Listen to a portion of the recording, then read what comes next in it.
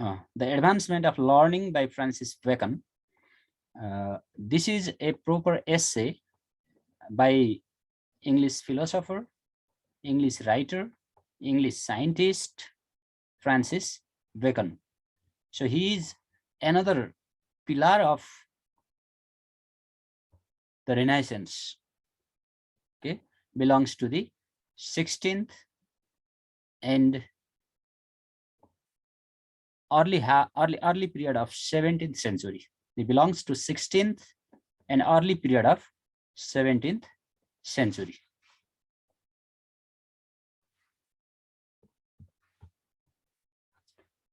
Okay, let's talk about the introduction of Francis Bacon.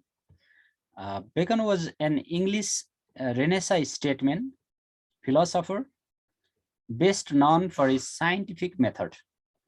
So he is remembered for his scientific method.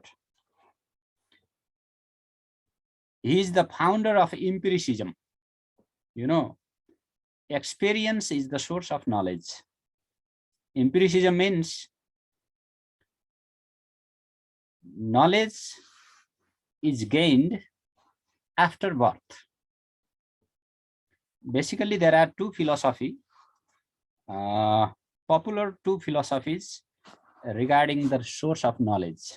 Okay, one is rationalism, like Plato. Another is empiricism, like Bacon. So Bacon is the supporter of empiricism, advocate of empiricism. यो empiricism को वकालत गर्ने मान्छे हुन् है। यसले के भन्छ यो फिलोसफीले भने knowledge is gained through sense perceptions. है, sense perception बाट knowledge हुन्छ हैन। हाम्रो जति पनि 5 sense organsहरु छन्, they are the source of knowledge. They help us to get knowledge. Before birth, our mind is empty. There is nothing in our mind. But after birth, with the help of sense organs, we can get knowledge, we can get ideas. So this is the key of empiricism. So founder of empiricism, Bacon is the founder of empiricism. He served as Attorney General and Lord Chancellor of England, resigning amid charges of corruption. इनलाई चाहिँ भ्रष्टाचारको आरोप लाग्यो र त्यसपछि इनले lord चान्सेलरबाट resign गर्नु पर्यो थियो, भ्रष्टाचारको आरोप लगाइयो इनलाई। His more valuable work was philosophical है। जति पनि इनका पोलिटिकल राइटिङहरु भन्दा पनि फिलोसफिकल राइटिङहरु इनका भ्यालुएबल छन्। बेकन टुक अप एरिस्टोटलियन आइडियाज है। इनको बेस अथवा फिलोसफीको बेस भनेको एरिस्टोटल हो है। He uses ideas developed by Aristotle and makes some reformation in Aristotelian ideas. एरिस्टोटलको आइडियामा केही सुधारहरु गर्छन् र अहिलेको जुन साइन्स भन्छौं हामी, त्यो साइन्सलाई मोडर्न बनाउने काम कोबाट सुरु भयो? बेकनबाट भयो है। फ्रान्सिस बेकन, निकोलस कोपर्निकस हैन, जोहानेस केप्लर लगायतका जति पनि साइन्टिस्टहरु छन् हैन, त्यो मध्ये फ्रान्सिस बेकन मेन मानिन्छ। इनले साइन्सलाई मोडर्नाइज गरे, साइन्स मोडर्निटीतिर गयो है।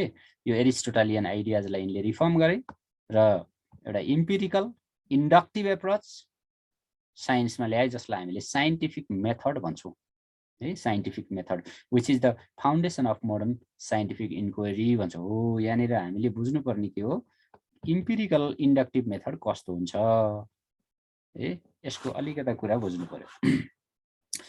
अब इम्पिरिकल मेथडमा कस्तो हुन्छ भने जस्तो साइन्टिस्टहरु कसरी स्टडी गर्छन्, कसरी रिसर्च गर्छन्, कसरी कन्क्लुजनमा पुग्छन्, पहिला उनीहरु डेटा कलेक्सन गर्छन् हैन। एउटा हाइपोथेसिस बनाउँछन्, डेटा कलेक्ट गर्छन्, त्यो डेटालाई ल्याबमा लगेर एक्सपेरिमेन्ट गर्छन्। एक्सपेरिमेन्ट गरिसकेपछि उनीहरुले जे परिकल्पना गरेका थिए त्यो रिजल्ट आयो भने त्यो प्रुभ हुन्छ। यो इम्पिरिकल मेथड हो अथवा इन्डक्टिभ एप्रोच हो। जस्तो उदाहरणका लागि अब एउटा हाइड्रोजनको 2 भाग र अक्सिजनको 1 भाग मिलाउँदा पानी बन्छ भनेर हामीले परिकल्पना गर्यौं। अब के गर्छौं, ल्याबमा जान्छौँ, ल्याबमा गएर 2 भाग हाइड्रोजन मिसाउँछौँ अनि 2 भाग के अरे 1 भाग पानी के अरे अक्सिजन मिसाउँछौँ, त्यसलाई मिसाएर ल्याबमा एक्सपेरिमेन्ट गर्छौँ अनि रिजल्ट के हुन्छ? खाने पानी, हामीले पिउने पानी बन्छ। भनेपछि त्यो जुन प्रोसेस छ नि रिजल्टको, हैन, कन्क्लुजनमा पुग्ने जुन प्रोसेस छ त्यो प्रोसेसलाई इम्पिरिकल भनिन्छ है, इन्डक्टिभ भनिन्छ। इन्डक्टिभ भनेको के हो? उदाहरणबाट निष्कर्षमा पुग्ने विधि हो। उदाहरणबाट जस्तो हो कक्षा 4 मा 5 जना विद्यार्थी छन् है, कक्षा 4 मा 5 जना विद्यार्थी छन्। अब विद्यार्थी नम्बर ए ले 100 मा 10 ल्यायो, बी ले 15 ल्यायो हैन, सी ले 20 ल्यायो, डी ले 18 ल्यायो र अर्को विद्यार्थीले 12 ल्यायो।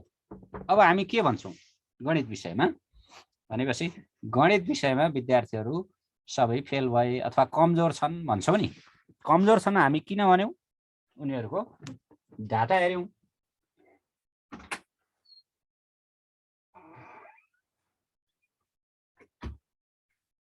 हैन, हामीले उनीहरूको डाटा हेर्यौँ है। डाटा के हेर्यौँ भन्दा 1 to 1 स्टुडेन्टहरूको डाटा हेर्यौँ। त्यो डाटाले के देखायो भन्दा मिनिमम 35% पनि कसैको आएन। अनि हामी के निष्कर्षमा पुग्यौँ भन्दाखेरि कक्षा 4 का 5 जना विद्यार्थीहरू कमजोर छन्, गणितमा कमजोर छन् भन्ने निष्कर्षमा पुग्यौँ। अब त्यसबाट फेरि अर्को निष्कर्षमा पनि पुग्न सक्छौँ।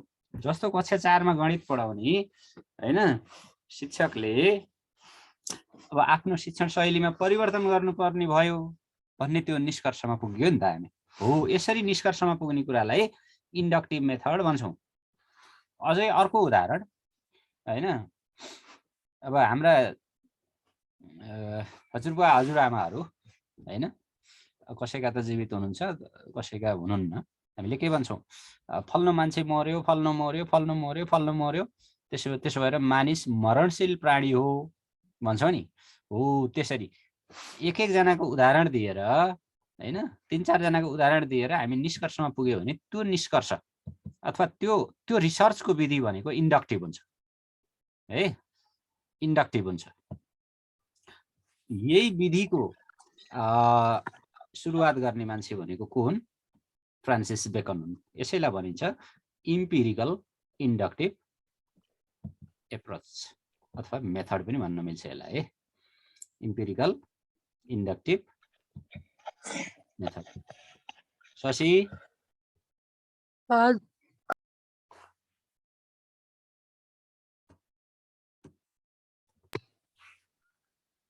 शशी हजुर सर, गुड आफ्टरनुन।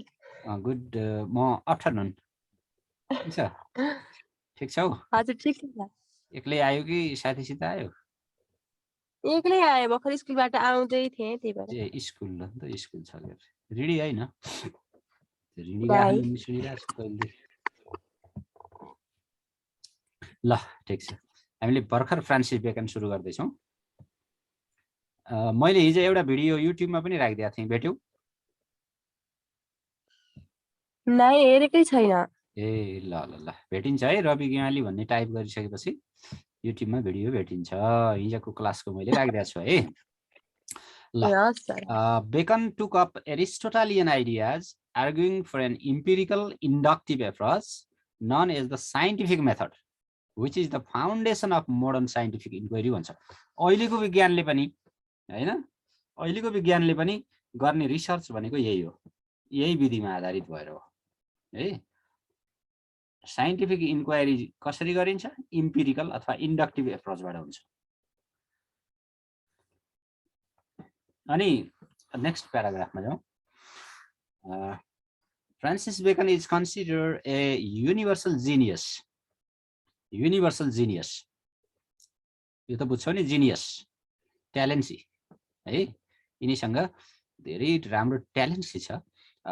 कस्तो छ भन्दा who made important contributions in a number of field, धेरै क्षेत्रमा, यिनले जुन क्षेत्रमा हात हाले त्यहाँ यिनी जिनियस भएर निस्के के है। जुन क्षेत्रमा पनि यिनी जिनियस भए, जस्तो फिलोसफरको रूपमा यिनी जिनियस भए है, अहिले पढ्छौँ यिनको फिलोसफी। स्टेटम्यान हैन एउटा राजनेताको रूपमा पनि यिनी जिनियस भए साइन्टिस्टमा भए ज्युरिस्ट यिनी ज्युरी पनि हुन् ओरेटर एकदम राम्रो प्रवचक पनि मानिन्छ यिनी है राम्रो प्रवचन दिन सक्ने रोमन ओरेटरहरू जस्तै थिए यिनी र अथर पनि हुन् Bacon was the leading figure in the field of scientific methodology whose work played a key role in the transition in Europe from the Renaissance to the early modern era. Renaissance बाट हैन अब अथवा पुनर्जागरणको समयबाट Europe आधुनिकतातर्फ लम्कनु भनेको के हो इनकै कृति हो इनकै देन हो युरोपमा विज्ञानलाई साहित्यलाई कलालाई हरेक क्षेत्रलाई दर्शनलाई आधुनिक युगको सुरुवाततिर लैजाने मान्छे सर फ्रान्सिस बेकन हुन् है यिनलाई सर पनि भनिन्छ बेलायतले विभिन्न क्षेत्रमा राम्रो काम गर्ने मान्छेहरूलाई उपाधि दिन्छ पुरुषहरूलाई दिने उपाधि सर हो SIR सर र महिलाहरूलाई त्यो राम्रो उपाधि दियो भने डेम भन्छ DAME डेम र यिनले त्यो उपाधि पाइसकेका हुन् राज्यबाट भनेपछि युरोपलाई मोडर्निटीतिर लैजाने कन्ट्रिब्युसन बेकनको छ साइन्सलाई इम्पेरिकल र इन्डक्टिभ बनाउने हैन देन बेकनको छ एरिस्टोटालियन ओल्ड साइन्सलाई रिवाइज गर्ने रिफर्म गर्ने न्यू मोडर्न बनाउने काम बेकनकै हो है so we remember him as in such a way है हामीले यसरी बेकनलाई सम्झिन्छौँ अर्को Francis Bacon is considered the father of the scientific method र साइन्टिफिक मेथडको फादर भनेर चिनिन्छ यिनले एउटा बुक लेखेका छन् त्यो एकदम सम्झिनु पर्ने बुक हो यो नोभुम अर्गानम है नोभुम अर्गानम यो नबिर्से at the time of Francis Bacon and for many century before him science or natural philosophy in Europe was dominated by the work of Aristotle, whose theories were unquestionable. लाएर बेकनको टाइमसम्म Francis बेकनसम्म आउँदा हैन ईसापूर्व 500 देखि लगभग अब 500 अथवा 400 देखि हैन बेकनको समयसम्म आउँदा 16-2000 वर्षसम्म भनौं न बेकन 16औं शताब्दीका हुन् हैन 16औं 17औं शताब्दीका 16औं शताब्दी भनेको 1600 वर्ष र उतापट्टि BC को 400 वर्ष भनेपछि 2000 वर्षसम्म साइन्स कस्तो रहेछ एरिस्टोटालियन साइन्सले काम गरिरहेको रहेछ है बीचमा चर्चको डोमिनेसन भइसकेपछि एरिस्टोटालियन साइन्स लाई अन्डरमाइन गरियो र पनि साइन्स अनक्वेसनेबल थियो त्यति बेलासम्म कसैले पनि एरिस्टोटलको साइन्समाथि प्रश्न गर्न सक्दैन थियो है अब बेकन आएपछि के भयो भन्दा the most influential work of Francis Bacon Novum Organum or the instrument of science भने हो है यसको इंग्लिश ट्रान्सफर्मेसन के हुन्छ the instrument of science this was published in 1620 17औं शताब्दीको सुरुवात 1620 मा यिनले चाहिँ नोभुम अर्गानम भन्ने कृति प्रकाशन गरे अनि in it Bacon rejected Aristotelian philosophy and came up with his famous Baconian method है एरिस्टोटलको फिलोसफीलाई यिनले रिजेक्ट गरे है त्यसको विरुद्धमा आए र आफ्नो एउटा मेथड बेकनियन मेथड अथवा जसलाई हामी अघि पढ्यौं नि इन्डक्टिभ मेथड भन्यौ अथवा रिजनिङ इन्डक्टिभ रिजनिङ भनेर पढ्यौं त्यो मेथड फर्मुलेट गरे he formulated inductive reasoning to arrive at facts after careful observation of events घटनाहरूलाई राम्रोसँग अध्ययन गरिसकेपछि यिनी बल्ल निष्कर्षमा पुग्न सकिन्छ भन्ने यिनको त्यो बेकनियन मेथडको इसेन्स हो है घटनालाई पहिला उदाहरणबाट परीक्षणबाट टेस्टबाट हेरेपछि मात्रै हामी फ्याक्टमा पुग्न सक्छौं फ्याक्टमा पुग्नु भन्दा पहिला हामीले एक्जाम्पल हेर्नुपर्छ है फ्याक्टमा पुग्नु भन्दा पहिला एक्जाम्पल हेर्नुपर्छ फ्याक्ट भनेको कन्क्लुजन हो हैन कन्क्लुजनमा हामी त्यतिकै पुग्नु हुँदैन पहिला चाहिँ कन्क्लुजनमा पुग्ने त्यसपछि कन्क्लुजनलाई व्याख्या गर्ने त डिडक्टिभ हो एरिस्टोटलको मेथड कस्तो थियो डिडक्टिभ थियो है डिडक्टिभ थियो एरिस्टोटलले पहिला के भन्थे मान्छे मर्छ भन्थे त्यहाँले उदाहरण दिन्थे बल्ल मान्छे यसरी मरो यो मरो उ मरो भनेर उदाहरण दिन्थे तर यिनले के गर्छन्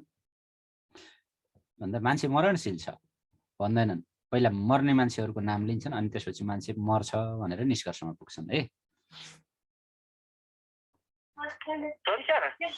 हजुर कहाँ घर आउनुहुन्छ घरै छु त्यो दुईजना स्टुडेन्टको रेजिस्ट्रेसन नम्बर सेम परेछ ए त्यसलाई सुधारौँला भोलि कहिले सुधारौँला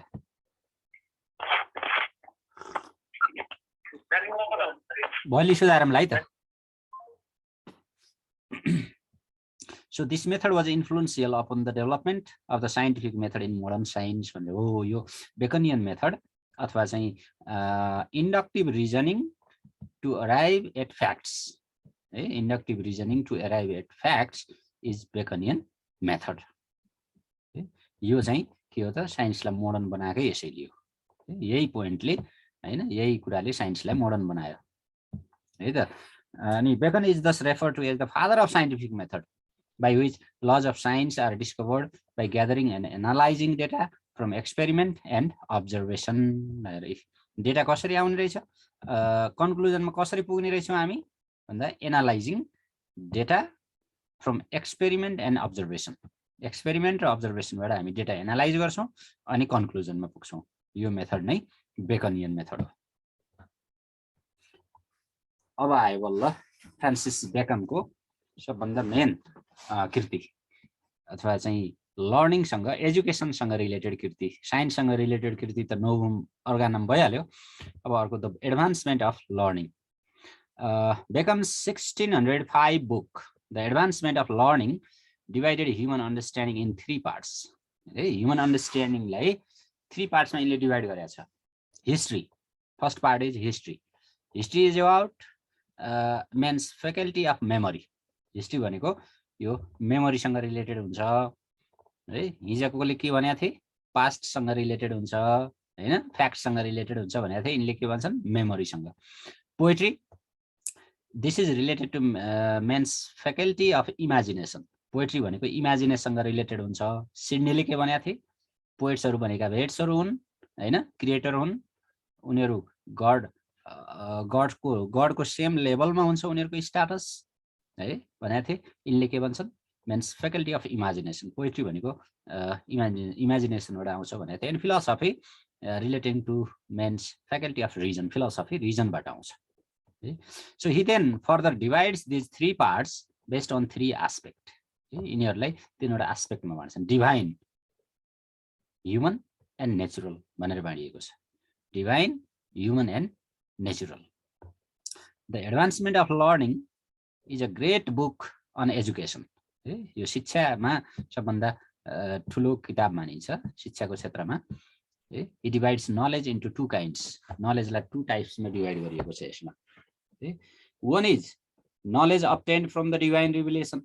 एउटा भनेको ज्ञान हामी डिभाइन रिभेलेसनबाट पाउँछौँ डिभाइन रिभेलेसन भनेको के हो अब दैवीय ज्ञान प्रकट हुने हैन देवताले दिने त्यही त हो है divine revelation the other is the knowledge from the workings of human mind अर्को ह्युमन माइन्डको वर्किङबाट है knowledge from the workings of human mind अर्को ह्युमन माइन्डकोबाट रिजनिङबाट डिभाइन रिभेलेसन भनेको it is somehow related to हैन सुपरनेचुरल एस्पेक्ट एउटा रिलिजनको पार्ट भयो यो चाहिँ वर्किङ अफ ह्युमन माइन्ड भनेको र्यासनालिटीको पार्ट भयो so according to Bacon man's understanding consist of 3 parts मान्छेको अन्डरस्ट्यान्डिङ 3 लेयर्समा हुन्छ 3वटा पार्ट्समा हुन्छ understanding history to man's memory history मेमोरीसँग गाँसिएको हुन्छ पोएट्री टु मेन्स इमेजिनेसन अघिकै कुरा हो imagination and creation and philosophy to man's reason भन्छन् यिनले त्यो हामी अघि माथि नै गरिसक्यौँ अनि बेकनको राइटिङ स्टाइल कस्तो छ भने एफोरिस्टिक छ है बेकनको राइटिङ स्टाइललाई हामीले के भन्छौँ अरे एफोरिजम भन्छौँ के भन्छौँ एफोरिजम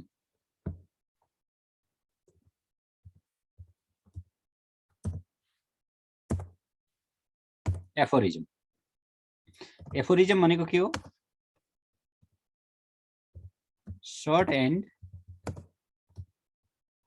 witty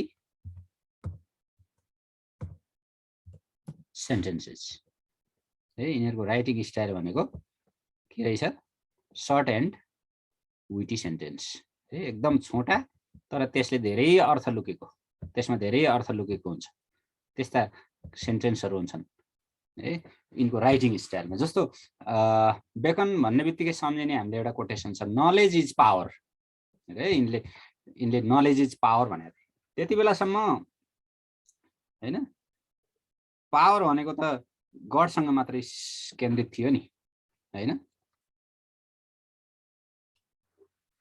power is only centred to God not humans.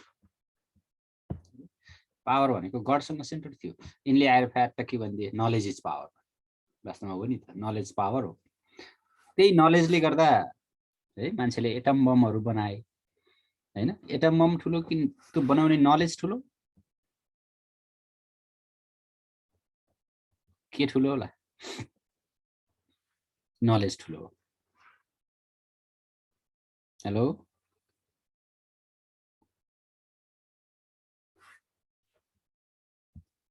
Hello hello sir. ल भन, एटम बम ठुलो कि त्यो नलेज ठुलो? नलेज ठुलो। अनि त्यसपछि होइन मान्छेहरूले अब मार्समा, भेनसमा, मुनमा है स्टडी गरिरहेछन् हो। अब विभिन्न खगोलीय पिण्डहरूको स्टडी भइरहेछ भनेपछि त्यो स्टडी गर्ने नलेज ठुलो हो है। Knowledge is the source of everything है। सबै चिजको सोर्स भनेको के हो? नलेज हो है। सो नलेजलाई पावर भने त्यति बेला गडलाई पावरफुल भनिन्थ्यो होइन, अथवा विपनलाई पावरफुल भनिन्थ्यो।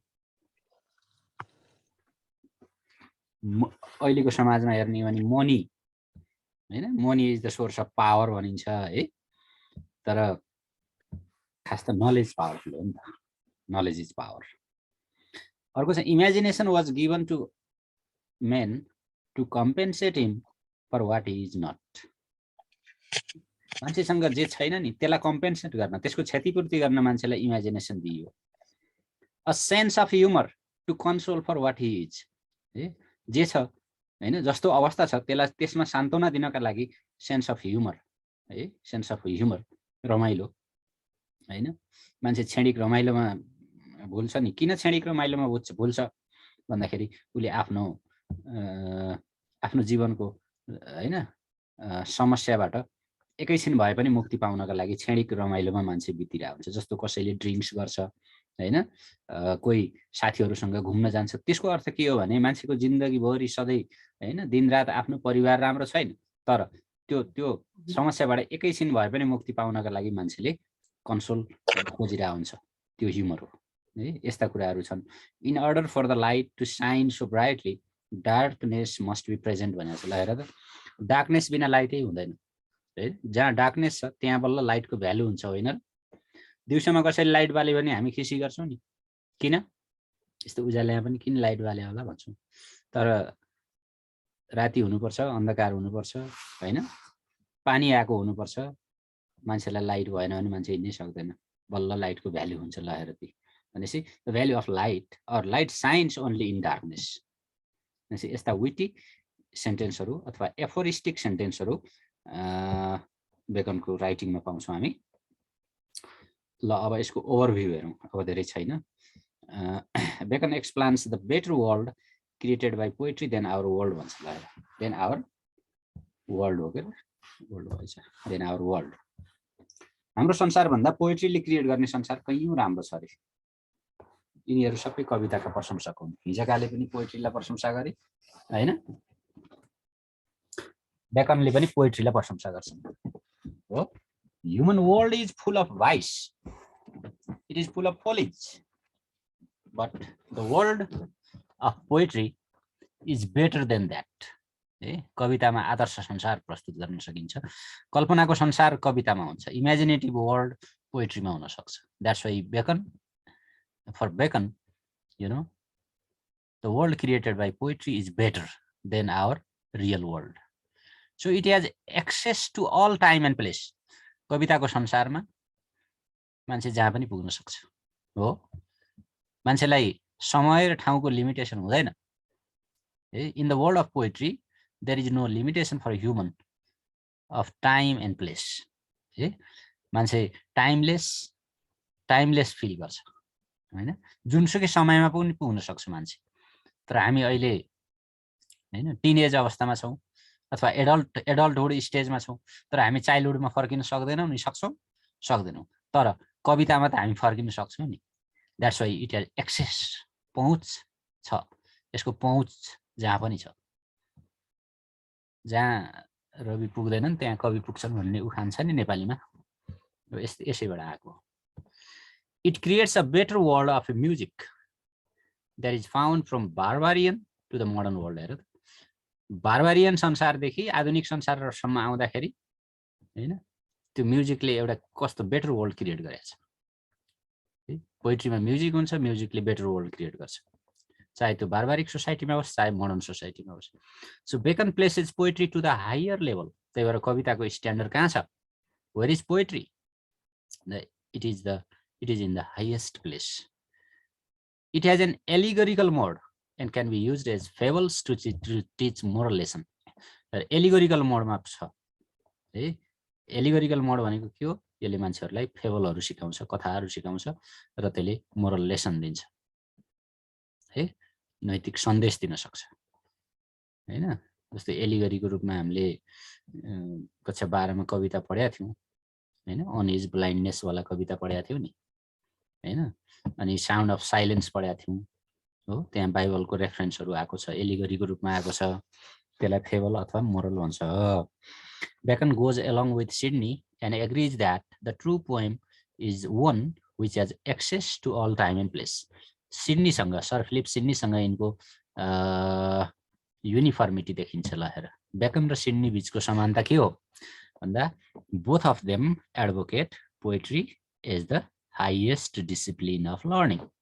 ए हाईएस्ट डिसिप्लिन भनेर यिनीहरूले एग्री गर्छन् पोएममा टाइम र प्लेसको लिमिटेसन हुँदैन हैन भन्ने कुरा बेकनले गर्छन् र त्यस्तै कुरा सिडनीले पनि गर्छन् अनि बेकन क्लासिफाइज पोएजी भनेको पोएट्री हो है नजुक के पोएजी इन्टु 3 ब्रोड ग्रुप्स रफली बेस्ड अन क्वालिटी यिनीहरूका गुणका आधारमा कवितालाई न्यारेटिभ रिप्रेजेन्टेटिभ एलुसिभ अथवा प्याराबोलिक अथवा एलिगोरिकल भनेर क्लासिफाई गरिएको छ है यसरी क्लासिफाई गरिएको छ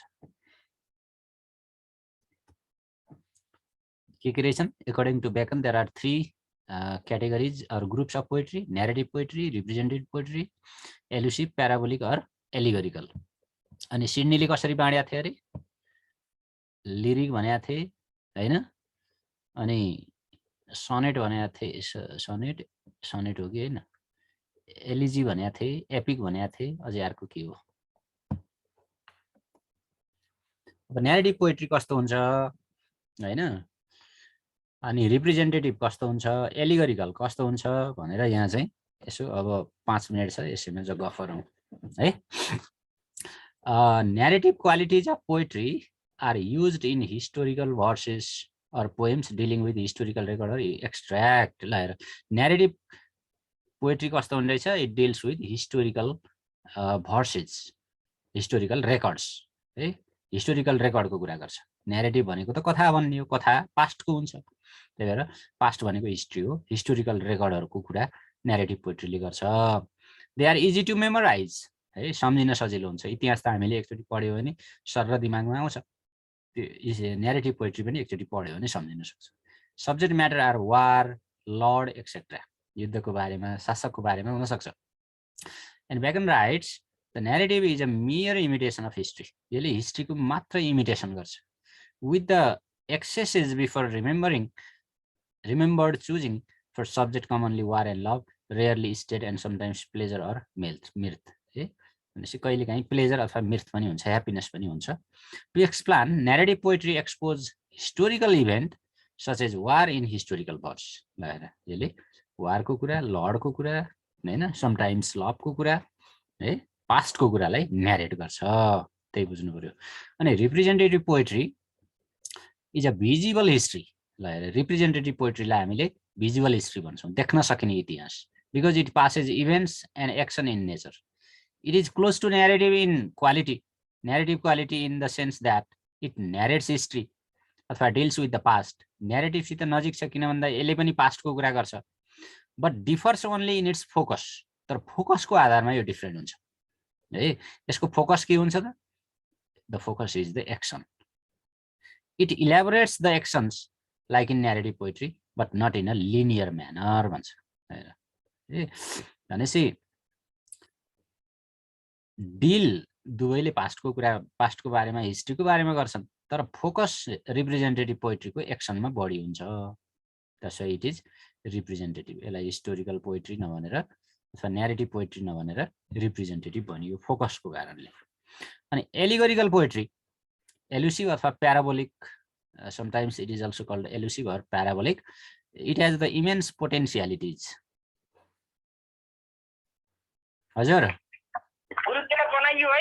ए ल ल ल ल टिपेक्स लगाएर के अरे त्यो अनि लेजर हेरेर अर्को सिम्पल रेजिस्ट्रेसन नम्बर राखे। ए ल राम्रो गर्नु, ठिक गर्नु ल। हस्। So it has कन्सिट and genius. कन्सिट भनेको यो एक्सटेन्डेड मेटाफर भन्छ। अनि देयर आर पोएट्स आर्गुमेन्ट्स है, कविका आर्गुमेन्टहरू भन्छन्। ती आर्गुमेन्टहरू कहिलेकाहीँ हाइरोग्राफिक भन्छ। ती आर्गुमेन्टहरू यहाँ प्रस्तुत गरिएको हुन्छ कन्सिटहरू प्रयोग गरेर, मेटाफिजिकल कन्सिट। अनि he discusses the uses of parabolic poetry. When poetry has allusions it owes allegorical lesson भन्छ। एलिगोरिकल लेसन दिने खालको हुनुपर्छ। It also discusses about the relation between allusions and allegory. Parables exist in the poems and the lessons are drawn from it. प्यारेबलले lesson दिन्छ, मान्छेहरूलाई moral lesson सिकाउँछ। अनि poetry open uses figurative language. त्यसमा figurative language प्रयोग हुन्छ, जस्तो simile, metaphor, irony, paradox है। So it becomes almost sure to derive our own meaning or lesson. A single parable consist multiple meanings है। एउटा प्यारेबलमा मल्टिपल मिनिङहरू लुकेको पनि हुन्छ। अनि as a result poetry becomes better than other forms of expression. भनेपछि यो तीनवटा कविताहरू छन् नि, जुन न्यारेटिभ, रिप्रेजेन्टेटिभ र एलुसिभ पोइट्री, कुन चाहिँ सिडनीले प्रिफर गर्छन्? सरी, बेकनले कुन चाहिँ प्रिफर गर्छन्? यही गर्छन्, यही रातो लाको गर्छन् है। एलुसिभ पोइट्री अथवा प्याराबोलिक अथवा एलिगोरिकल पोइट्री। किन? They are short but they bear a great meaning. छोटा हुन्छन् तर तिनीहरूले ठुलो अर्थ त्यहाँ लुकेको हुन्छ। ल, आजको डिस्कसन यही भयो है।